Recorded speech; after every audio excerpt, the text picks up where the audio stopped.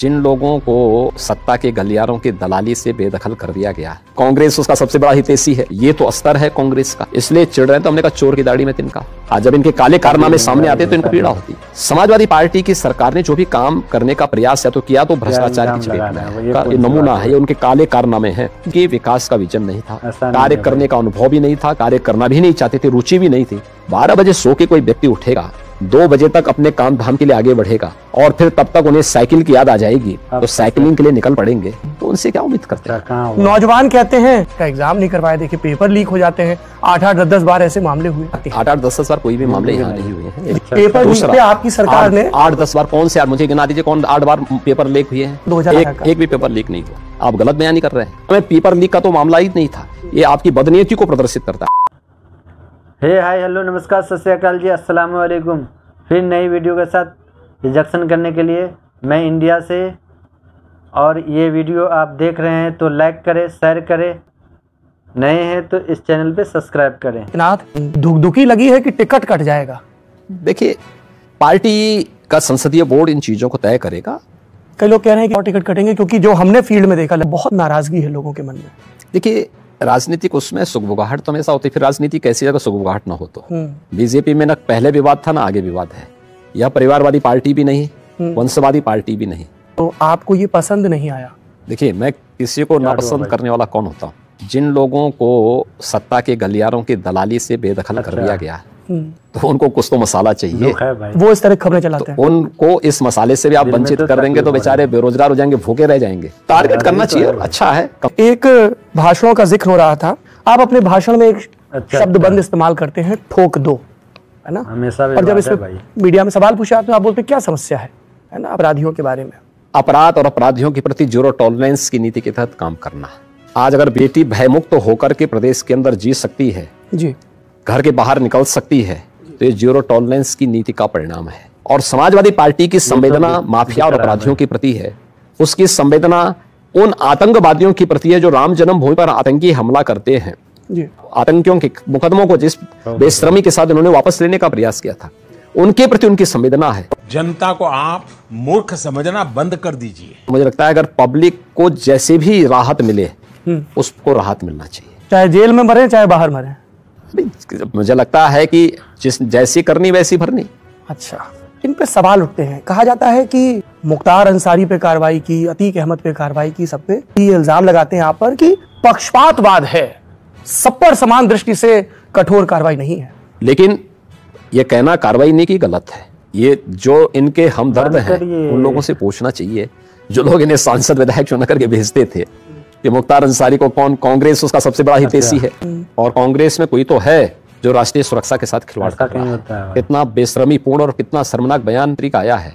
अब ये तो अस्तर है कांग्रेस का, तो इसलिए कांग्रेस की ये प्रवृत्ति बन चुकी है, इसकी फितरत बन चुकी है संवैधानिक संस्थाओं की अवमानना करना और राष्ट्रीय सुरक्षा के साथ खिलवाड़ करना। यानी उनको मुस्लिम वोट चाहिए लेकिन अब्बा जान से परहेज। ये तो दोहरा चरित्र हो गया था आपकी पार्टी का, इसलिए चिढ़ रहे हैं। तो हमने कहा चोर की दाढ़ी में तिनका, कोई क्या कर सकता है। संसद में जब आप भाषण देते हुए रोए थे और आपने कहा था कि ये जैसे नक्सली सुनील महतो को मारा वैसे मुझे मार देंगे। देखिए, समाजवादी पार्टी के समय एक सुनियोजित तरीके से गोरखपुर में दंगे करवाए गए। गोरखपुर में क्या पूरे राज्य में ही दंगे होते थे? झूठ बोलो, बार बार झूठ बोलो। एक हिंदू बालिका को जबरन मुहर्रम के जुलूस में जाने वाले उपद्रवी छेड़ते हैं, उसको ले जाने का प्रयास करते हैं तो एक व्यापारी लड़का उसको बचाता है। लड़के को तो सुरक्षित कर लेता है, लेकिन बाद में उस लड़के के पीछे लोग भागते हैं पकड़ने के लिए, तो भागकर पुलिस की जीप में गया। पुलिस की जीप में जाकर के उसको खींच करके उसकी हत्या कर दी गई और खींच करके उसकी हत्या यानी चाकुओं से गोंद करके उसकी हत्या की गई। तो समाजवादी पार्टी की सरकार थी, उस व्यापारी परिवार को वो डेड बॉडी नहीं दी गई, उसमें मिट्टी तेल छिड़क करके आग लगा दी गई। इतनी बेरहमी के साथ इन्होंने वो किया था। व्यापारियों के कई प्रतिष्ठानों में आग लगाए गए थे कि वो बदहाल स्थिति थी प्रदेश के अंदर समाजवादी पार्टी के समय। न राह चलते हुए बेटियां सुरक्षित थी, न राह चलते हुए नौजवान सुरक्षित थे, और अगर कोई व्यक्ति इसकी मांग करता था, सुरक्षा की मांग करता था, तो उसको झूठे मुकदमों में फंसा दिया जाता था। तो ये समाजवादी पार्टी की एक फितरत थी झूठे मुकदमे लगाने की। आज इनको पीड़ा होती है जब अपराधियों के खिलाफ कार्रवाई होती है, तो आज जब इनके काले कारनामे सामने आते हैं तो इनको पीड़ा होती है। मुख्यमंत्री जी, ऐसा ही एक आरोप आपकी सरकार पर लगता है कि हाथरस में जिस लड़की के साथ गलत काम हुआ, उसकी मृत्यु हो गई, प्रशासन ने जल्दबाजी में परिवार को विश्वास में लिए बिना उसका शवदाह किया। आपको मालूम है उसकी आड़ में, दंगों की आड़ में पूरे पश्चिमी उत्तर प्रदेश को झोंकने की भी साजिश थी। हम उन सभी रिपोर्ट को सार्वजनिक नहीं कर सकते कि किन परिस्थितियों में पुलिस ने वहां पे ये कार्रवाई की होगी, और उसको इशू बनाया गया। जी ठीक है जी। तो एक तरफ योगी आदित्यनाथ सरकार का दावा है, प्रचार है कि लड़कियां निर्भीक होंगी मेरे राज में, उनको डरने की आवश्यकता नहीं है, और वहां पर एक लड़की बैठी है जिसको प्रशासनिक अमला कह रहा है कि क्यों मुकदमेबाजी में पड़ रहे हो। पुलिस ने गलत किया था, पुलिस के खिलाफ कार्रवाई भी हमारी सरकार ने करवाया जी। 6 पुलिसकर्मी जेल में बंद हुए हैं। पीड़ित परिवार से मैंने स्वयं मुलाकात की थी। अगर गलत हुआ है तो उसमें कार्रवाई भी की है, हमने उसको ढकने का प्रयास नहीं किया है।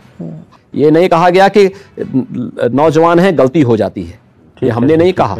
हमने कहा अगर अपराधी है तो अपराध जिसने भी किया उसको जीरो टॉलरेंस की नीति है तो कार्रवाई होगी। अलग विषय है कि जिस सत्ता के गलियारे की दलाली जिनकी बंद हो गई थी उनको एक मटेरियल मिल गया था, उन्होंने इसको ट्रायल चलाया था, बाकी इसको कोई उसमें मुद्दा ही नहीं। ये आपका दावा है। आपके विपक्षी एक शब्द इस्तेमाल करते हैं आपके लिए, अखिलेश यादव कहते हैं कैंची जीवी, और इल्जाम लगाते हैं कि ये जो स्टेडियम है जिसका नाम आपकी सरकार ने अटल बिहारी वाजपेयी स्टेडियम कर दिया वो उनका बनाया है। एक्सप्रेस वे को लेकर भी इस तरह के ही दावे करते हैं कि उनके काम को अपना काम बता दिया, वो एम्बुलेंस सेवा, पुलिस की सेवा, इन सब का भी नाम बदल दिया, इस तरह के इल्जाम लगाते हैं। देखिए संभवतः वो भूल गए हैं कि उनको किसी ने संभवतः लिख के ये नहीं दिया कि उत्तर प्रदेश का निर्माण भी उन्होंने ही किया था। समाजवादी पार्टी की सरकार ने जो भी काम करने का प्रयास या तो किया तो भ्रष्टाचार की चपेट में आया है। ये समाजवादी पार्टी के समय का ये नमूना है, ये उनके काले कारनामे हैं जी। देखिए 2017 के पहले यूपी के बारे में क्या लोगों की धारणा थी जी। लोग ये मानते थे जहां से अंधेरा प्रारंभ हो वह यूपी है, जहां से सड़कों पे गड्ढे दिखाई दे वो यूपी है। यूपी की स्थिति ऐसी थी, कहीं से आते थे सड़कों पे बड़े बड़े गड्ढे दिखते थे। हमने पूरी इंटर स्टेट कनेक्टिविटी को 4 लेन के साथ जोड़ा, मेट्रो का विस्तार किया। आखिर अखिलेश जी भी तो कर सकते थे। हाँ, वो यही कहते हैं कि ये सब तो हमारी शुरू की हुई। क्या करूं, वे भी कर सकते थे। आप क्रोनोलॉजी समझ लीजिए, लेकिन वे इस लायक नहीं थे, उनके पास इस प्रकार का विजन नहीं था। 18,000 गरीबों को मात्र मकान सैंक्शन किया था, किसी को दिया नहीं था लोहिया आवास योजना में। लेकिन हमारी सरकार ने 43 लाख गरीबों को आवास दिए हैं। ये काम वो भी कर सकते थे। स्वच्छ भारत मिशन में गरीबों को शौचालय वे भी दे सकते थे, उन्होंने नहीं दिया। हमने 2 करोड़ 61 लाख गरीबों को शौचालय भी दिया। गांव की गरीब महिला को रोजगार के साथ जोड़ने का काम भी किया, उन्होंने नहीं किया क्योंकि विकास का विजन नहीं था। हाँ, कार्य करने का अनुभव भी नहीं था, कार्य करना भी नहीं चाहते थे, रुचि भी नहीं थी। बोलने दे, तकलीफ हुआ है बेचारे को। 12 बजे सो के कोई व्यक्ति उठेगा, 2 बजे तक अपने काम धाम के लिए आगे बढ़ेगा, और फिर तब तक उन्हें साइकिल की याद आ जाएगी तो साइकिलिंग के लिए निकल पड़ेंगे, तो उनसे क्या उम्मीद करते हैं। मुख्यमंत्री जी, आप अभी अखिलेश यादव जी का जिक्र कर रहे थे कि 12 बजे उठते हैं कि वो आप पे व्यक्तिगत टिप्पणियां करते हैं। कभी बाबा मुख्यमंत्री बोलते हैं, कभी चिलम जीवी, कभी पैदल जीवी, कभी कैंची जीवी। मैं पहले भी योगी था, आज भी योगी हूँ। इन लोगों की सच्चाई सबके सामने आ रही है। इन लोगों के कैसे कैसे कारनामे थे, काम कम कारनामे ज्यादा थे। वे कारनामे जब आ रहे हैं तो उनकी चिड़ स्वाभाविक है। जब व्यक्ति आपाक होता है तब व्यक्तिगत टिप्पणी करता है, और ये इसीलिए इस प्रकार की टिप्पणी करते हैं। मुझे लगता है कि इसके बाद कोई गुंजाइश रहती ही नहीं बोलने की। आप इस बात को जानते होंगे कि किसानों के हित के लिए जितने कार्य हुए हैं इससे पहले कभी नहीं हुए। 1947 से लेकर 2014 तक आप उठा के देखें जी, किसानों के हित के लिए जितने कार्य हुए हैं, और उत्तर प्रदेश के अंदर 2017 के बाद किसानों के हित के लिए जितना कार्य हुआ है, कोई सरकार उससे तुलना तो कर ले। कांग्रेस की 40 साल तक प्रदेश के अंदर कांग्रेस की सत्ता थी जी, बिल्कुल। और वही किसान कहते हैं मुख्यमंत्री जी कि प्रधानमंत्री जी ने कहा था कि आय दोगुनी कर देंगे, किसानों को लागत से अधिक दाम मिल सके। सरकार ने उसका एक फार्मूला अपनाया, उसके अनुसार हमने दाम भी बढ़ाया है। गाय मैनेजमेंट, इसको लेके बहुत बात होती है। आप गोवध पे कानून लेके आए, हमारी सरकार ने इलीगल स्लॉटर हाउसेज बंद कराए हैं, वो बंद चल रहे हैं, और इलीगल स्लॉटरिंग नहीं होने देंगे। अवैध तस्करी होती थी वह नहीं होने देंगे, नहीं होने दिया गया। और मुझे लगता है कि बाल की खाल निकालने के लिए तो व्यक्ति कुछ भी बोल ले, सच्चाई जमीनी धरातल पर क्या है वो हर व्यक्ति जानता है। सरकार हाथ पे हाथ धरी हुए बैठी नहीं, लेकिन हमें इस बात को देखना होगा। लेकिन तुम्हें मालूम नहीं हम कौन है। रोजगार, योगी आदित्यनाथ सरकार कहती है कोई भाई भतीजावाद नहीं, कोई भ्रष्टाचार नहीं। विपक्षी कहते हैं जरा इसका ब्रेकडाउन मांग लीजिए। नौजवान कहते हैं का एग्जाम नहीं करवाया, देखिए पेपर लीक हो जाते हैं, 8-8, 10-10 बार ऐसे मामले हुए। तो ये 2 चीजें सामने आती हैं। 8-8, 10-10 बार कोई भी मामले यहाँ नहीं हुए हैं जी, कोई भी 8-8, 10-10 बार कोई मामला इस प्रकार का नहीं हुआ। पेपर लीक पे आपकी सरकार ने 8-10 बार, कौन से मुझे गिना दीजिए, कौन 8 बार पेपर लीक हुए हैं? पेपर लीक को लेके आप मुझे बताइए पहले, कौन 8 बार कौन से पेपर लीक? मैं वही पूरे आप बताइए ना, लेके आया हूं। आप मुझे बताइए कब 8 बार पेपर लीक हुए? इसमें मुख्यमंत्री जी पीपीएस पीसीएस पेपर लीक होता है, एलटी ग्रेड परीक्षा 2018 का। एक भी पेपर लीक नहीं हुआ। के खिलाफ उस मामले में नहीं कार्रवाई की गई थी, पेपर लीक के मामले में नहीं कार्रवाई हुई थी। आप गलत बयानी कर रहे हैं। हमें पेपर लीक का तो मामला ही नहीं था। ये आपकी बदनीयती को प्रदर्शित करता है। और जहां तक बात है नौकरी की बात, 4.5 लाख नौजवानों को नौकरी हमने दी है। हाँ, 1.5 लाख तो केवल पुलिस कार्मिक और पुलिस अधिकारियों को हमने नौकरी दी है। 1.5 लाख से ऊपर शिक्षकों की भर्ती की है। उच्च माध्यमिक और बेसिक शिक्षा में हमने नौकरी दी है। अलग अलग विभागों को आप देखेंगे, इन सभी का मिला के 4.5 लाख से दी है, अधिक नौकरी हमने दी है। 1 करोड़ 61 लाख नौजवानों को बेहतरीन कानून व्यवस्था के माध्यम से रोजगार और नौकरी हम लोगों ने दी है। 60 लाख से अधिक लोगों को हम लोगों ने स्वतः रोजगार की योजनाओं के साथ जोड़ने का कार्य किया है। ये हमारी सरकार ने किया है। अनएम्प्लॉयमेंट रेट था वो 18% से अधिक था, आज वो 4% के आसपास से। अच्छा, प्रियंका गांधी जी से कभी मिले हैं आप? भाई इस प्रकार की स्थिति आनी नीचे, उनकी पार्टी उनको नहीं पूछती, तो यहाँ बीजेपी में क्या कोई पूछेगा? अच्छा, इस प्रकार की बचकाना बातें किसी के गले नहीं उतरती, लोग मजाक उड़ाते हैं। जैसे कंगना रनावत आई, बहुत अच्छी फिल्म बनाई, बहुत अच्छी एक्टिंग देखी आपने? वहाँ पे थी। मैं देख नहीं पाया, लेकिन हाँ मेरी इच्छा है कि बात फुर्सत मिलेगी जरूर देखूंगा। कंगना जी ने बहुत अच्छी एक्टिंग की है और मैंने जो उसका शॉट देखे थे बहुत अच्छे ढंग से उन्होंने अपने की थी। अच्छा, और आपने तो कह दिया फिल्म देखेंगे आप बैठ के? मैंने क्या करना, देखूंगा मैं कंगना जी की फिल्म तो जरूर देखूंगा। जरूर देखेंगे।